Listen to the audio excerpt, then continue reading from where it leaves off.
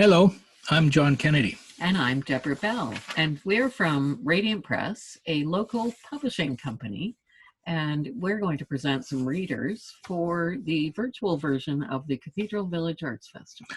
But before we do that, it's time to acknowledge some sponsors of the festival. We'd like to thank the City of Regina, the Saskatchewan Arts Board, Sask Culture, Sask Lotteries, Ralco Radio, and Canadian Heritage. And there's a lot more sponsors of the festival, and you can find a complete list of them at the Cathedral Village Arts Festival website. And there's also the option of supporting the festival through an online 50-50 draw this year. And you can find that at www.arts5050.ca. And just before we get started, we'd also like to acknowledge that this reading is taking place on Treaty 4 territory and the homeland of the Métis. I'm excited. Great. Who's first? Our first reader will be Bruce Rice, the current Saskatchewan Poet Laureate. He'll be reading from a Radiant Press book called The Vivian Poems. Hi, this is Bruce Rice. I'm the Saskatchewan Poet Laureate, but I'm also a poet living in the Cathedral neighborhood here. And I'm so happy to be participating in this virtual festival, which takes place about half a block from my house.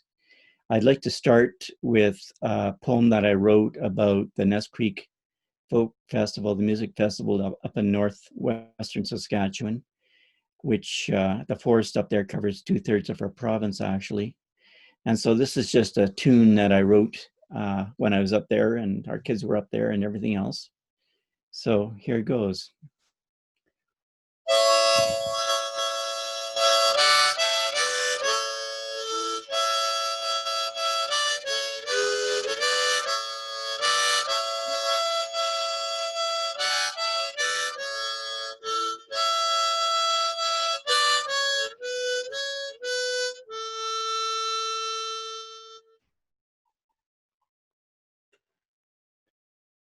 Sometimes, in the right place, a chair in the middle of a field, say, next to a creek that flows through a valley plumbed with pine.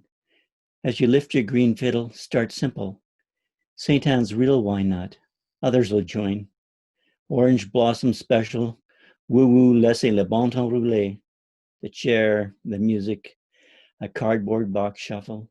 As Daddy, won't you take me back to Muhlenberg County, down by the Green River, where paradise lay.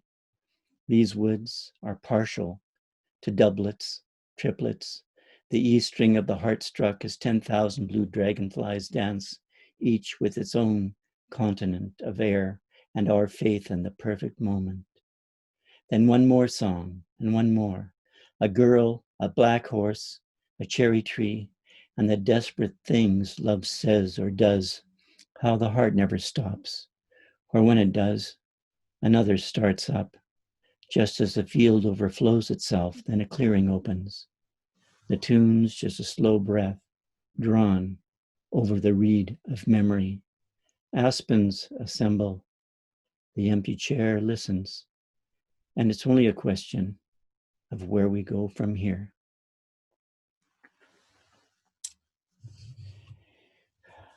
John Prine, your job is safe up there in heaven. And if you're playing a harp, I'm sure it's a harmonica. I'd like to, next I'd like to read a few poems from my new book, The Vivian Poems, street photographer Vivian Meyer from Radiant Press, just out in February. And this is a book about a street photographer who worked as a nanny for families in, especially in Chicago, most of her life, but she came from New York and has some New York photographs. And 2 years before her death in 2007, a whole group of 140,000 black and white negatives, prints. There were a couple of boxes of rolls of color film. There were Super 8 films and audio tapes. And when those went up online, basically the internet went crazy. They were posted on, I believe, Instagram, but in any case, it was people immediately wanted to see more.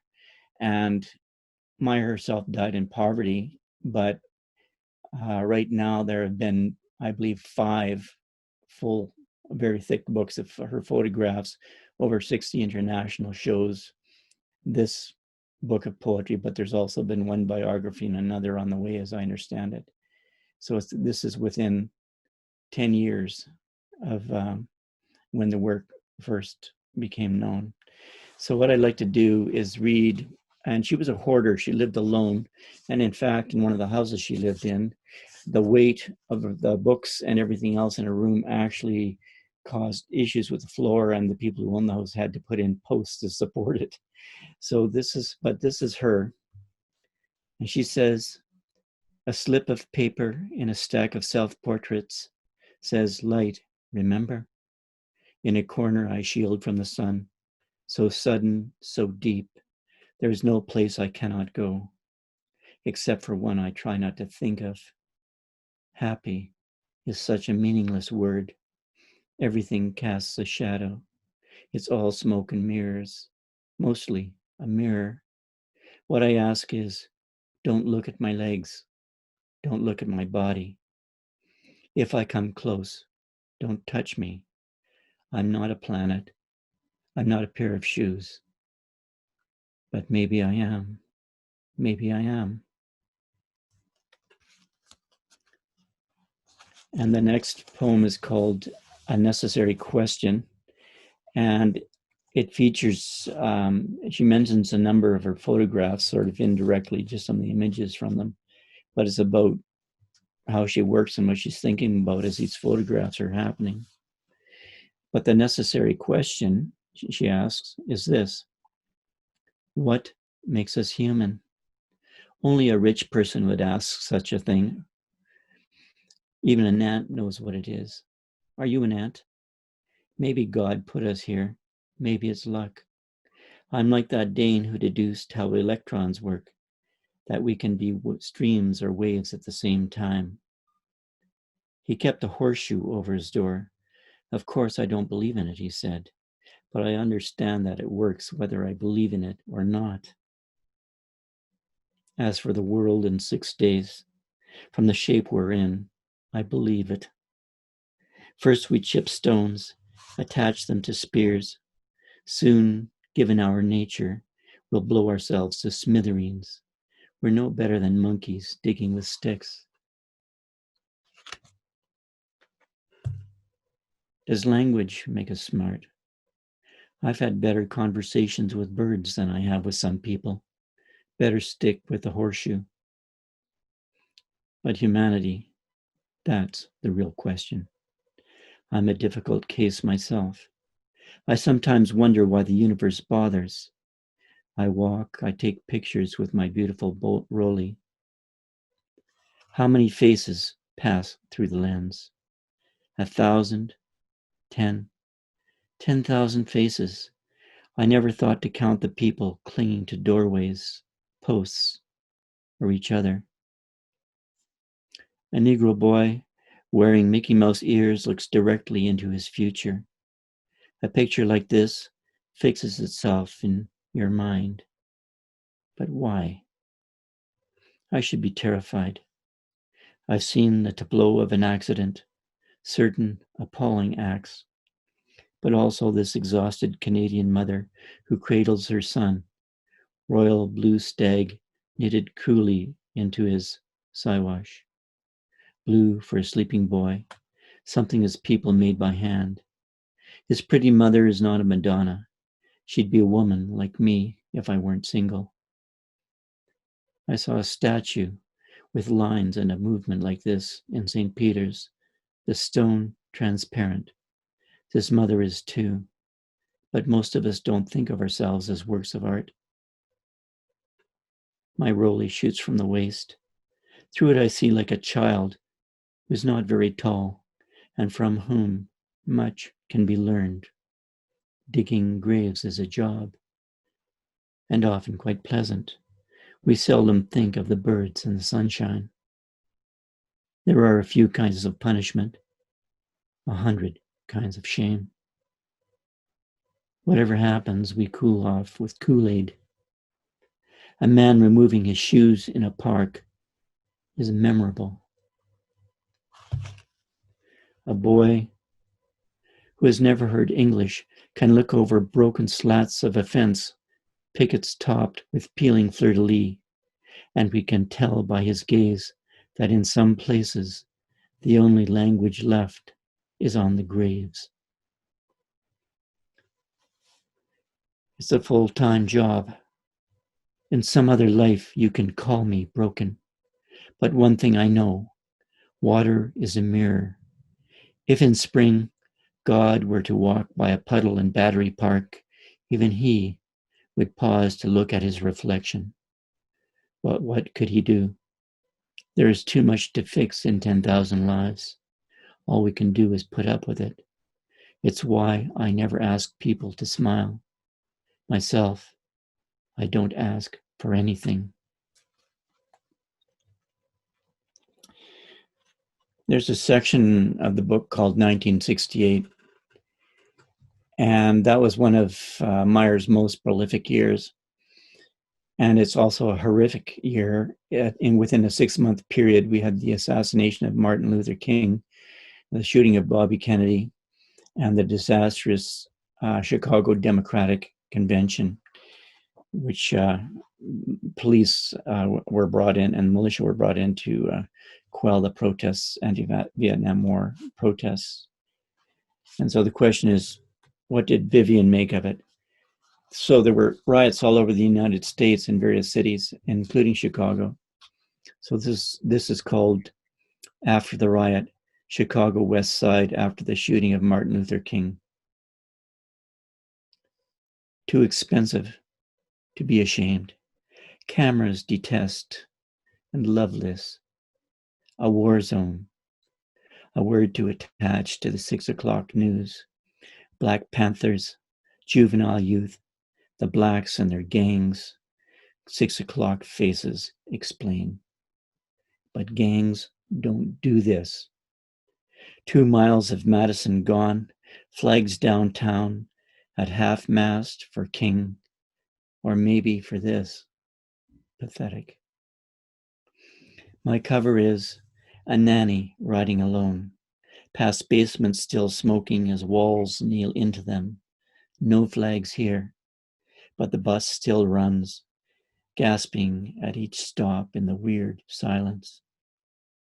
Whites take seats by themselves, read the Tribune, or stare out the window. It was no easy dream some lunatic ended. At California and Madison, I get out and walk west. Other women walking as if they are lost. There's something they urgently need but can't think what. It's a strange addiction. I look in the remains of houses. People still believe if there is no photograph, it didn't happen.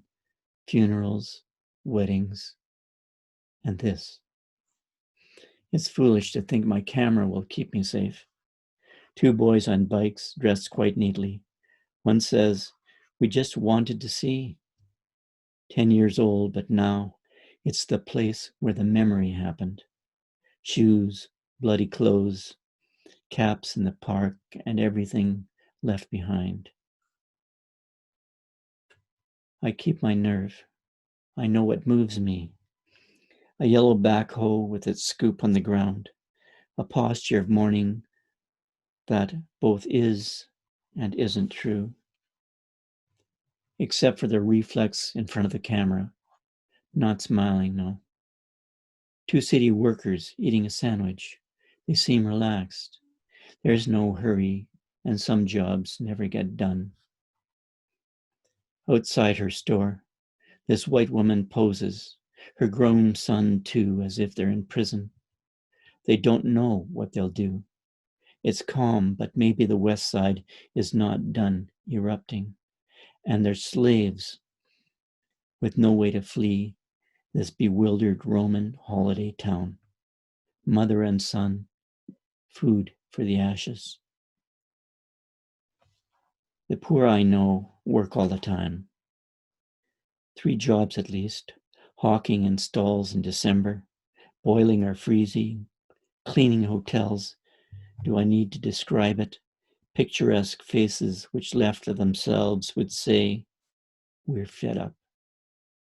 The city's on fire, are really on fire. A committee can't fix it. Maybe they'll shoot and maybe they won't.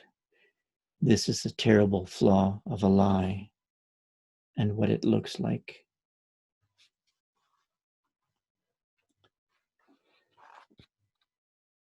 And a lot of people think of Meyer as a street photographer, but nature also plays an important role in a lot of her shots. And this is called Proofs of Winter, which anybody in Saskatchewan doesn't need a very much of an explanation for.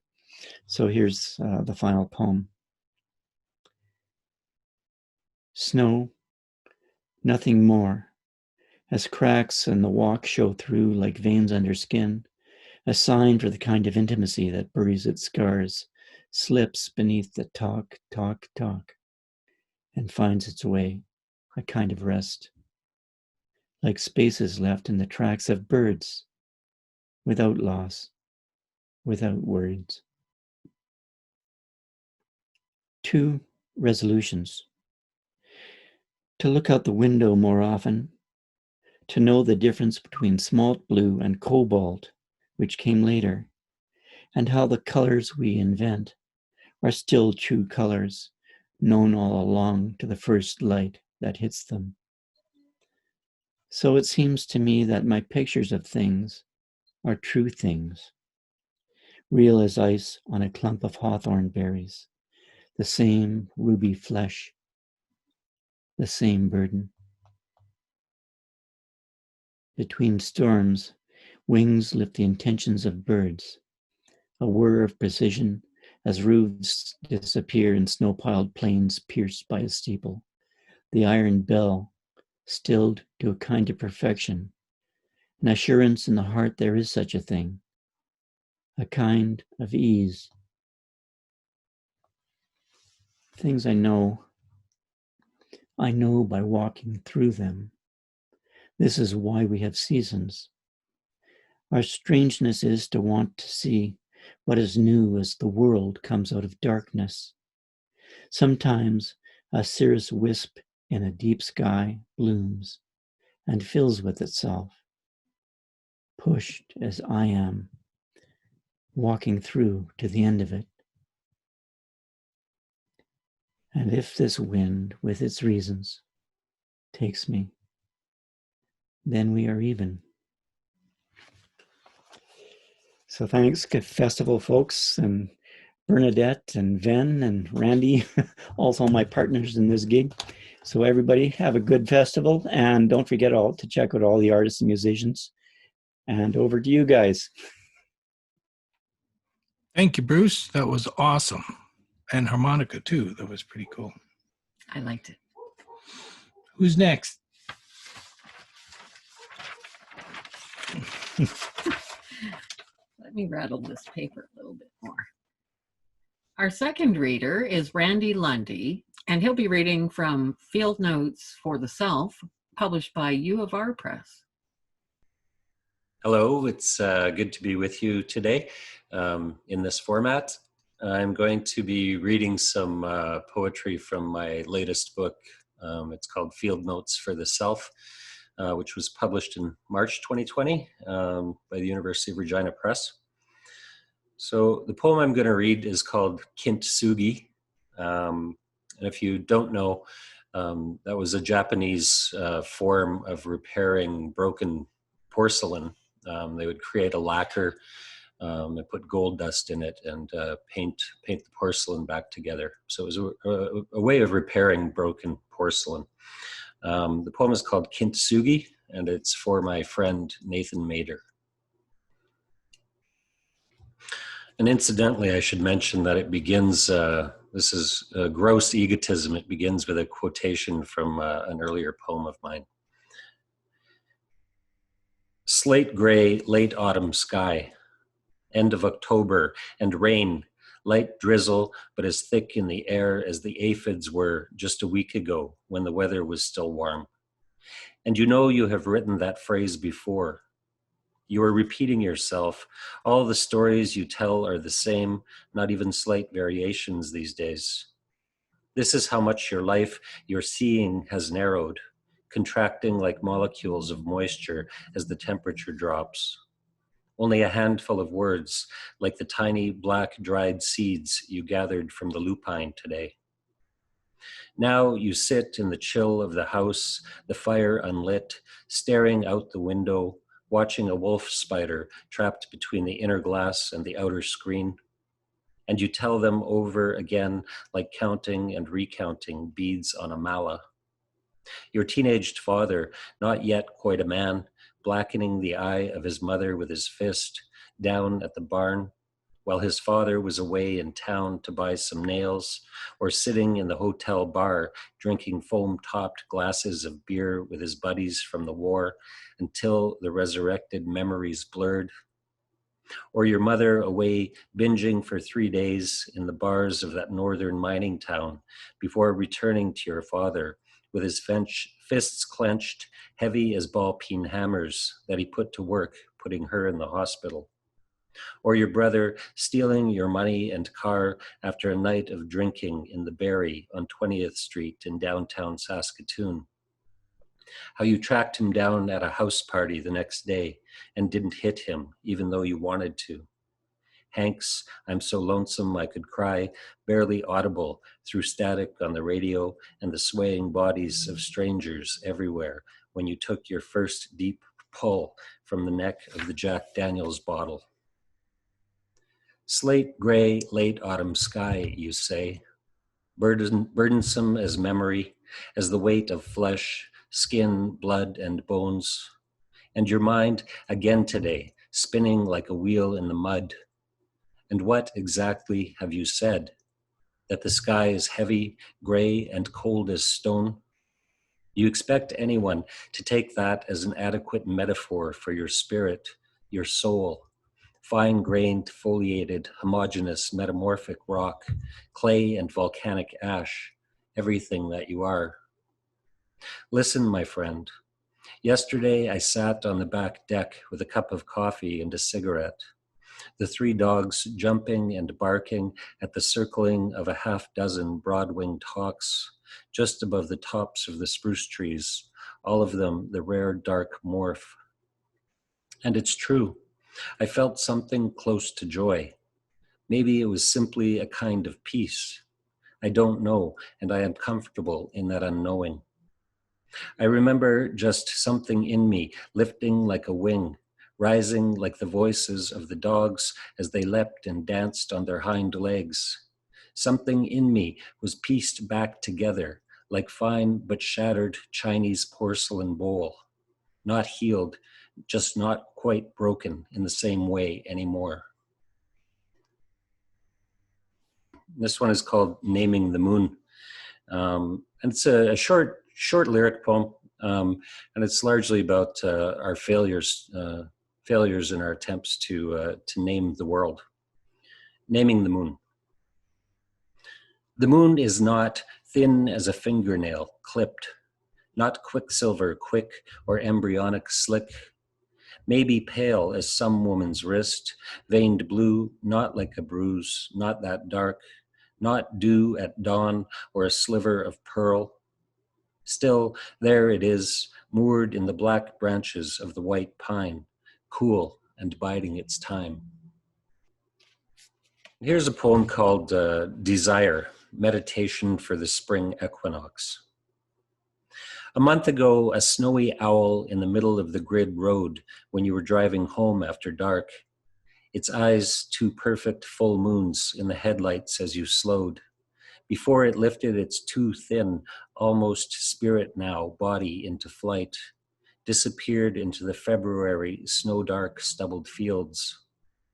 Spring now, Cottonwood Creek in thaw, you watch a doe move slow as afternoon light. Her curved hooves leave quotation marks in the soft, clay-banked hillside. The language between those marks, now vanished, now silent. Her dun-colored body concealed in the stand of aspen and birch behind the faded, broken barn in the distance. You wonder if affliction is nearer to the truth of things. No, neither closer nor farther than beauty is, you think.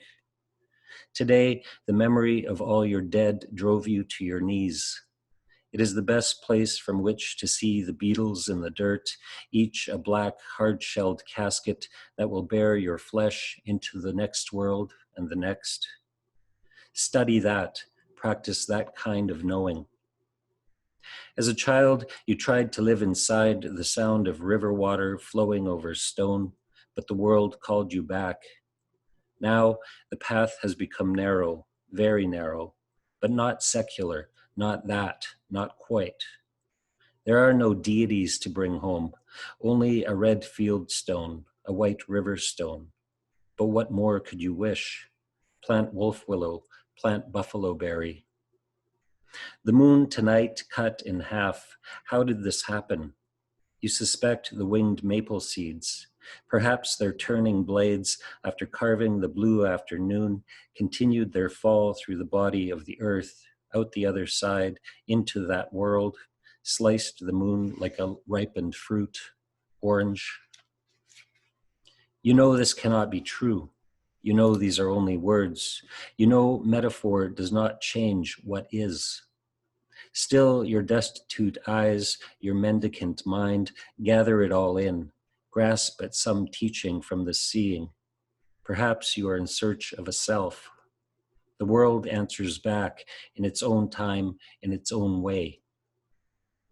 After midnight, unable to sleep, you stand on your front deck having a cigarette. Somewhere the sun crosses the equator. Down the dim-lit street comes the single-eyed half-Manx feral cat. He could teach you a thing or two about the nature of suffering. With his coming, the wind rises, sings the old songs, is torn from the branches of the elm, flayed like the fringes of a ghost dance shirt. I'm just going to read the last poem in Field Notes because it has a long, confusing title that I can't make any sense of, so I'm hoping somebody else will be able to. It's called Lines with No Opinion Regarding Indigenous Mythical Realism. How to explain that the two jets of hot air blasting in your face come from the nostrils of a buffalo standing before you in the darkness of the lodge? The wings of a large raptor beat in and brush against your left ear, and fireflies flicker in and out of existence, subatomic particles, before your wide open eyes. Why would anyone believe these things if you cannot yourself believe? Some things should not be talked about, not talked about in poems. Isn't that what you've been told? Still, you speak here only to the dead or the nearly so. The buffalo are gone long ago, back to the dust and ash of the prairie, feeding the grass that once fed them. And you too, my friend, are gone across that great river. Stone by stone, the water walks into the distance. This world is not your world anymore. As you read these words, you too, reader, are fading like the light at dusk across the open, broad fields. In the Blue Cliff record, you read, in one, there are many kinds. In two, there is no duality. Of course, you think. You've always known this is true. You want to write letters to Plato, Boethius, and Augustine regarding the medieval problem of universals. Invite them to sit with the old man from Carry the Kettle who runs the sweat. He could tell them a thing or two. Nonsense. Nonsense, you say, dear reader. How is it that you and I have met here on this page? How is it we have met this day? Did you know I came here specifically to meet and tell you that a peregrine in its black executioner's hood sat on the power pole just beyond the back fence this morning while I smoked a cigarette and sipped some coffee? The air was thick with mist at 6:35 a.m. when a slight breeze swept aside the veil, and there perched the bird. Remember, I speak here only to the dead or the nearly so. Time to put these words down. Return now quietly to our other lives. Thank you, Randy. That was awesome. Randy Lundy is a good-looking man. He is. He is. What do we got next? Our next reader is Ven Begamudri, and he'll be reading from his recent book, The Teller from the Tale. Thank you to Deborah Bell and John Kennedy at Radiant Press, to Tanya Wolk and Nina Paley for all their splendid work. This book, The Teller from the Tale, contains 3 long magical stories. I'm going to read chapter 1 of the first story, which is called Amar's Gift. Amar lived in a village on the shore of Moon Lake in the shadow of Fire Mountain. He was a gentle young man. While his brothers worked ankle-deep in water or mud in hot sun or pouring rain, he sat in the shelter of their widowed mother's house and carved. But what he carved! Shaped by his downlight fingers, a block of wood became a hummingbird, a stone became a rose, a grain of rice a snowflake. At sunset, his brothers returned from their paddies and argued over which of them had worked hardest. When they reached their mother's house, they stopped under the eaves to examine Amar's work. They forgot their aching arms and stiff legs while marveling at his skill, though they otherwise cared little for him. The longer they marveled, the lighter he felt. He thought he could spread his arms and let the wind carry him from people who did nothing but work and eat and sleep and knew of nothing except birth and life and death. When his brothers saw his wistful smile, they frowned. One of them always said, "Ho, stay at home. You've wasted another day. How many prayers will that flower or bird or tree buy for our dead father? When will you set aside your fine clothes and work beside us in your loincloth?" "Good question," my wife said. "You're supposed to be fixing the upstairs toilet, and here you are spinning stories." "Someone has to," I tell her. "Where would we be without—" "Sweetie," she said, "that same someone promised to spend the first week of his holidays doing chores. Can't the story wait?" "Fixing toilets reminds me too much of work," I say. "There's only so many times you can rewrite a cabinet document because before it starts sounding like fiction." When she says, "Don't make me laugh," I change the subject. "So what do you think of that opening?" Before she can reply, I admit it's not the original opening. This was. "We have changed the names, but the land remains, and Fire Mountain rises as majestically as ever in what our fathers called the kingdom of the sun. Not once in our memories has the mountain erupted, but the last time its flames scorched the sky, it vented enough anger to topple the finest house in the kingdom. The mountain spirits rest now, weakened by their outpouring of rage, but they do not sleep. They only wait for us to forget the value of Amar's gift." "That's terrible," she says. "It's so la-di-da." I sit there smarting, but she's right as usual, and so I say, "I suppose that's why my editor suggested I drop it." Later on, I realized I was simply writing my way into the story. "It also gives away too much," she says. She's full of surprises, my wife. Her hair even changes color according to her moods. This morning she awoke a strawberry blonde. "Way too much," she adds. "Do you know this story?" I ask. "I know you," she says. The day's too young to get into that, so I mutter, "Where was I?" The brothers are wondering when Amar will start making himself useful. At this he returned to earth. He felt clumsy and homely and chided himself for thinking his work could be any more than curiosities to such practical men. At first he answered, "I cannot work like you with heavy tools." Then he said, "I do what I must." My wife snorts. Over the years, the brothers married and built their own houses.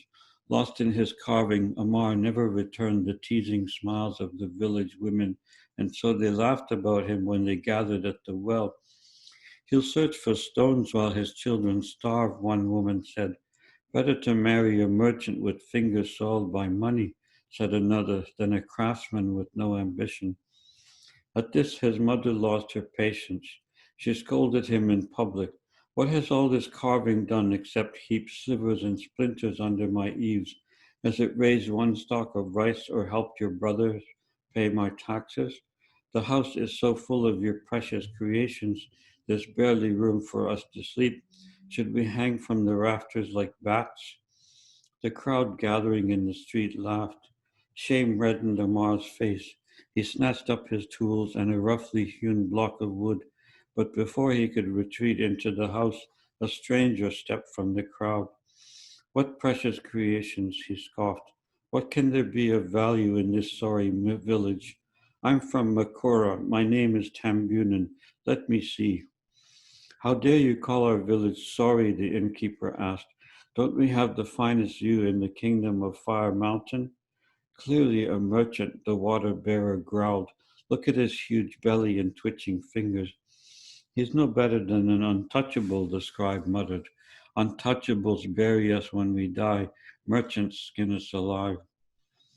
Unlike her neighbors, Amar's mother revered anyone who lived in a town. Lord Tambunan, she said, I was only jesting about my son's work. It's not really precious.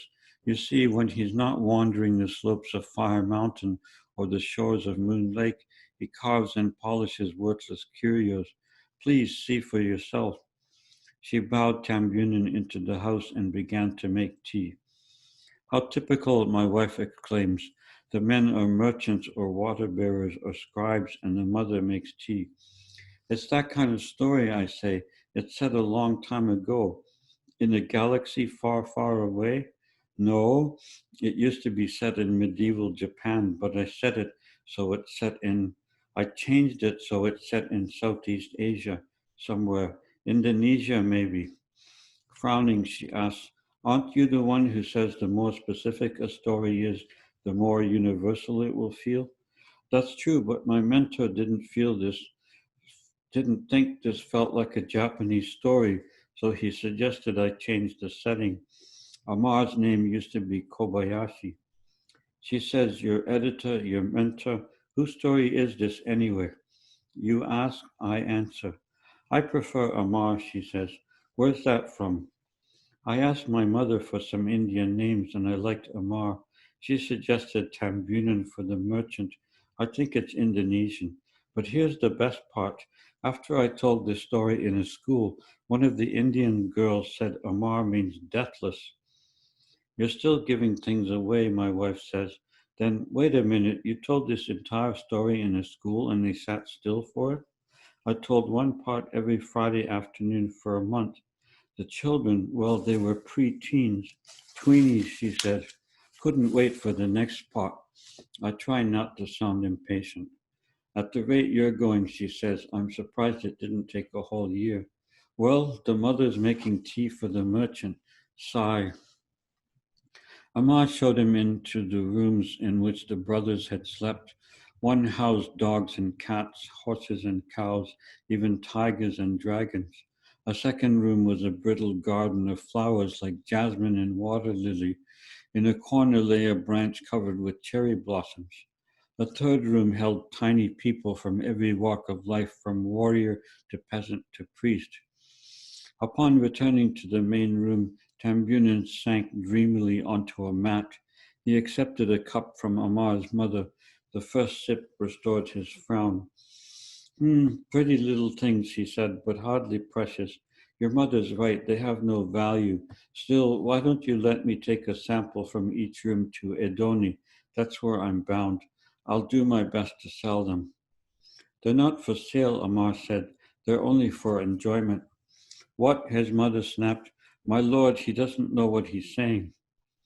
Tambunan half closed his eyes to set her at ease. Then he beamed at Amar. Tell me, my friend, Tambunan asked, how will people in towns enjoy your work unless you sell it? You don't strike me as selfish. I'll make sure only the most appreciative buy your work, not collectors of trinkets. In return, I'll keep a third, no, say a half of what they fetch. If you don't want to soil your fingers with silver, I can give you notes promising rice. You can give them to your mother if you wish. Don't you want to help her? Amar tried to say, of course. His mother silenced him with a glare. Silver will be fine, she told Tambunan. My other sons raise all the rice we need. They break their backs like their father did. She told Amar, think of all the prayers your work will buy for him. Would you squander a gift from the gods? Very well, he said. And so Tambunan resumed his journey to Edoni. He went by palanquin instead of by foot. On his lap lay 3 of Amar's carvings wrapped in cotton. Tambunan returned a week later with 3 pieces of silver, which he reverently placed in Amar's palm. Amar could not hide his disbelief. He gave the silver to his mother and 3 more carvings to Tambunan. This time he was bound for his home in Makura. That definitely sounds Japanese, my wife says, and Edone sounds a lot like Edo. Was that the old name for Tokyo? It might have been, I say, I don't remember. The class system sounds Japanese too. Peasants were higher than merchants in medieval Japan. How do you know such things? I do read, she says. I'm not sure changing a name here or there makes this story feel any less Japanese. Didn't you say once that the difference between an amateur and a professional is that an amateur's work gels too fast, while a professional stays fluid? Maybe this story gelled too fast, or maybe it took on a life of its own, I suggest. Have it your way, she says. Well, then what happened? Well, I say, if you insist. Poor foolish Amar, he knew nothing about rice except how to eat it, and even less about silver. Upon reaching Edoni with the first 3 carvings, Tambunan had taken lodgings at its finest inn. He let it be known that for 1 piece of silver, or the equivalent in notes, he would give a private viewing of the finest work in the kingdom. Between sunrise and sunset, a dozen of the town's wealthiest citizens visited the inn, all of them left with light hearts and glazed eyes. The following day he sold the carvings, not to those who could pay the highest prices, but to those who would continue buying from him. He earned 3 pieces of gold, 9 pieces of silver, and notes promising 30 bushels of rice. On his next journey through the village, he wore new clothes. His robe, though outwardly plain as the law demanded of merchants, was lined with brocade. Amar's mother oohed and awed. Amar guessed the source of Tambunan's wealth, but politely ignored it. He remained content knowing people gazed at his works and forgot their everyday cares while composing poetry or listening to the sound of one hand clap. At last his brothers left him alone while he sat carving. Women bowed when they passed on the way to the well. Still, it is the fate of the young that when they reach their goal, they fix their eyes on another. So it happened with Amar. His peace of mind lasted 1 winter and melted with the snow. Thank you very much, Ven. And we've got one more, right? We do. Our final reader, last but not least, is Bernadette Wagner, who will be reading from her book, The Dry Valley, poetry from Radiant Press. And she'll be accompanied by her partner, Jim Mitchell, on guitar. I can't wait. I want to begin with the acknowledgement that we stand on Treaty 4 land. And I want to thank the Cathedral Village Arts Festival and all the volunteers, especially the planning committee who put a year of organizing into it. To Radiant Press for this night. To Kimmy Beach, my fantastic editor. To Holly Friesen for the delicious cover art. To Tanya Woke for the beautiful book design. To the Saskatchewan Arts Board for funding.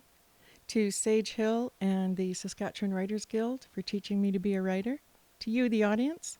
And to Jim, my husband, for being here with me today and for the past 30-some years.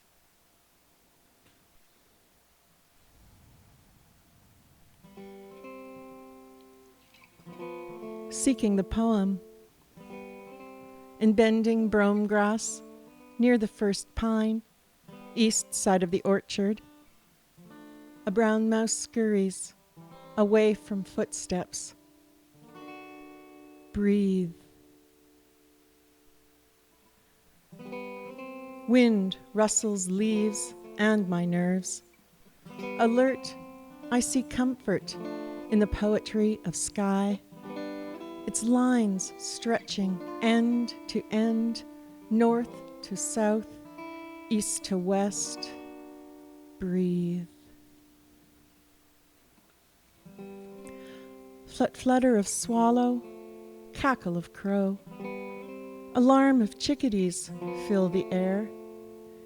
Be with each sense. Breathe.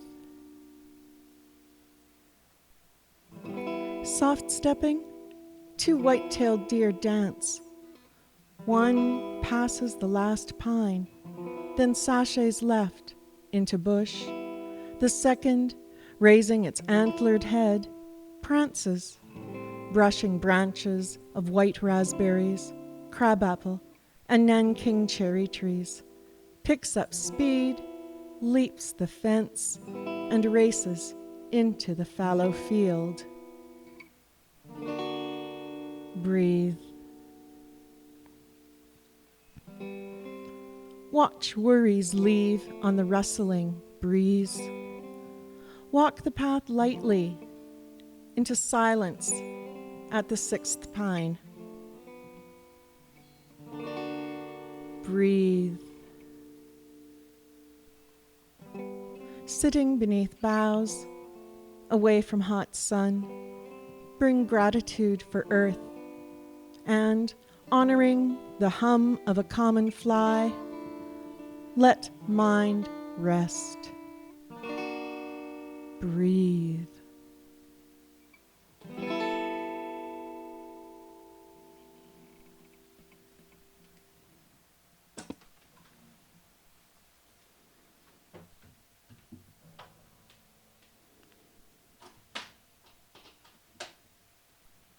Mapping the poem. Hot perimenopausal afternoon, sweaty sun pulsing love in me. Alongside, the silver gray pasture floats. Inside, the AC cools. My sunlit arm, my chest, ruffles my hair. I am cool when we gather in the gallery. Our expressions witnessed as we interconnect with all beings. The confluence of creatures strung and hung among all that is now. We writers scratch ideas. Words meet paper. Art feeds art.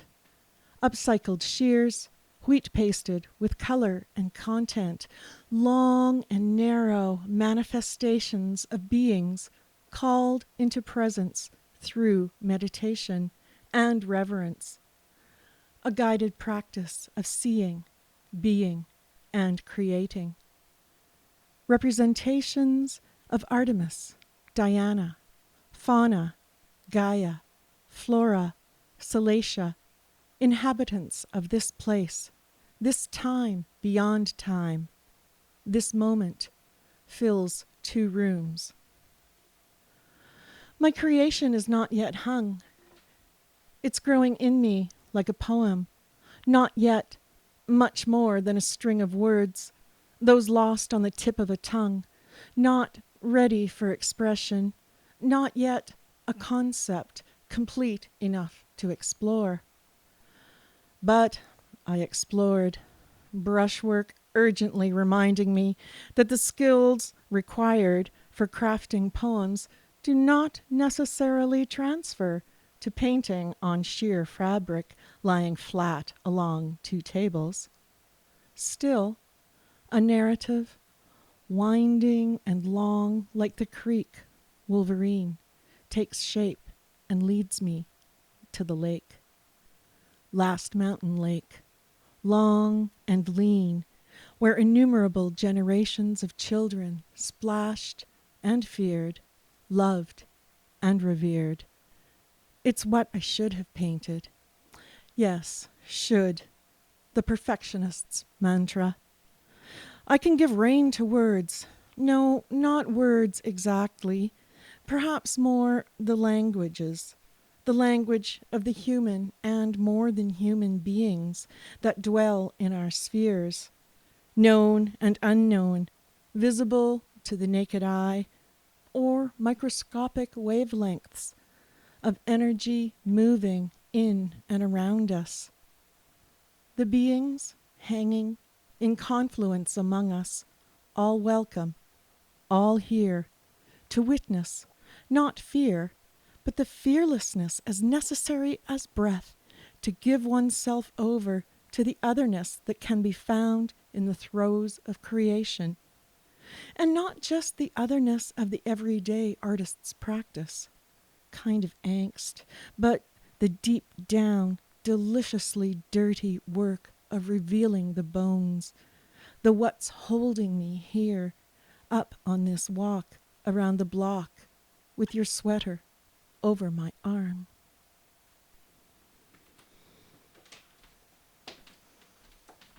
Pulling Jim back in for this one.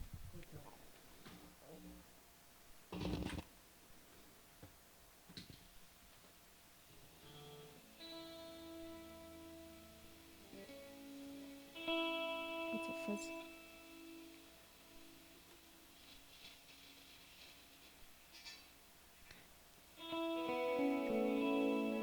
Field notes from the Coppell in memory of Robert Croach. Morning bursts apricot and yellow on the lake. Gray driftwood floats on sky. White sails, a blue breeze.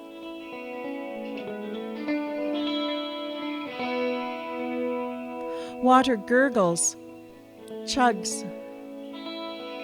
Beeps announce coffee. This place allows for human and more than human connection. Wings, skin, bark, fur coexist.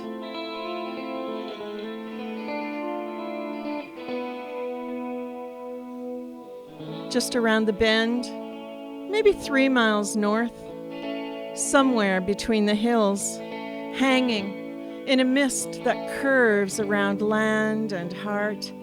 Insistent wind holds hawk high. She swoops, drops, then climbs, feast tightly taloned, soars over trees, birds, insect, over chattering squirrels, water, blood.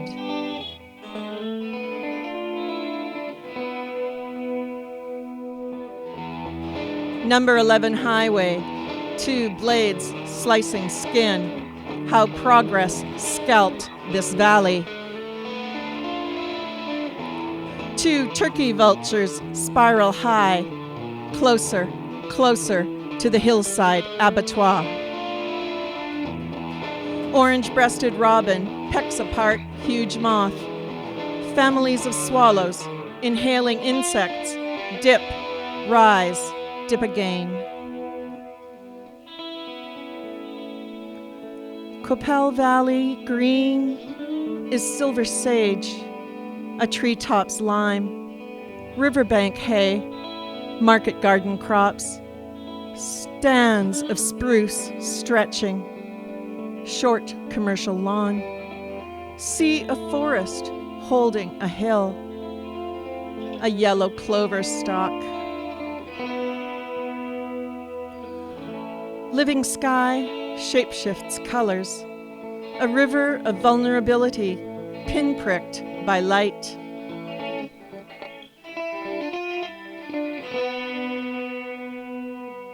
Peace filters through singing elms, beneath their fluttering gold, rippling grasses.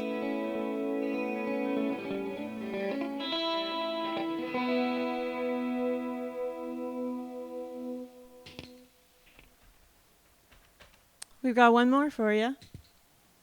It's one of my favorites.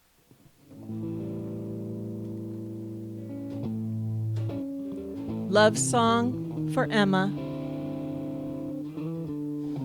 Oh, Emma, in your presence, I lose language, my composure. Generations of longing well up, race my pulse until I swoon and fall. Oh, Emma, catch me! Emma, how you shine. A sunset of colors, bleeding yellow-orange to gold, blue and green playing to teal, while turquoise commingles with melon, magenta, cerise. Oh, Emma, you blind me. Emma, how you move. Your S's incite me. Your swerves and your curves, they delight me. Moon rays ripple on water. Night sneaks outside in. Oh, Emma, dance me.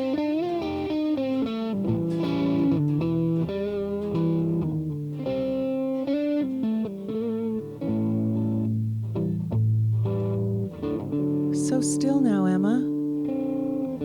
So close. Heat on my brow, the nape of my neck, tingling down my chest, my torso. I need you. To hell with boundaries. Let love keep us safe. Trust. Oh, Emma, let's go. Emma, let me pass.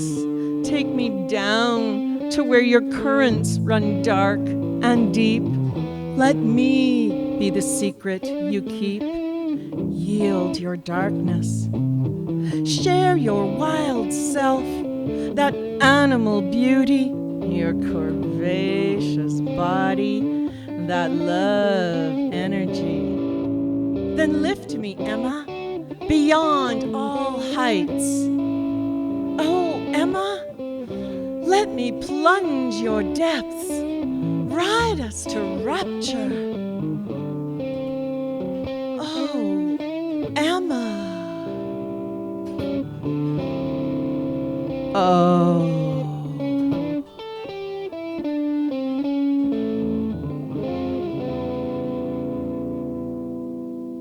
Thanks, Jimmy. Thanks, Radiant. Thanks, everyone. We're Bernadette and Jim. Thank you, Bernadette and Jim. Well, Deborah, I guess that's it. This brings us to the close of Radiant Press's contribution to the Cathedral Village Arts Festival virtual edition. We really appreciate everyone tuning in and watching, and hopefully, maybe next year we'll do it live again. That would be good. All right. Take in more events happening all this week, and check out radiantpress.ca. Buy all the books. That's right. And get your 50/50 tickets. All right. And stay safe. Fine. Wait. Goodbye. Leave so long. Well, we can probably work with that. What do you think? Yeah.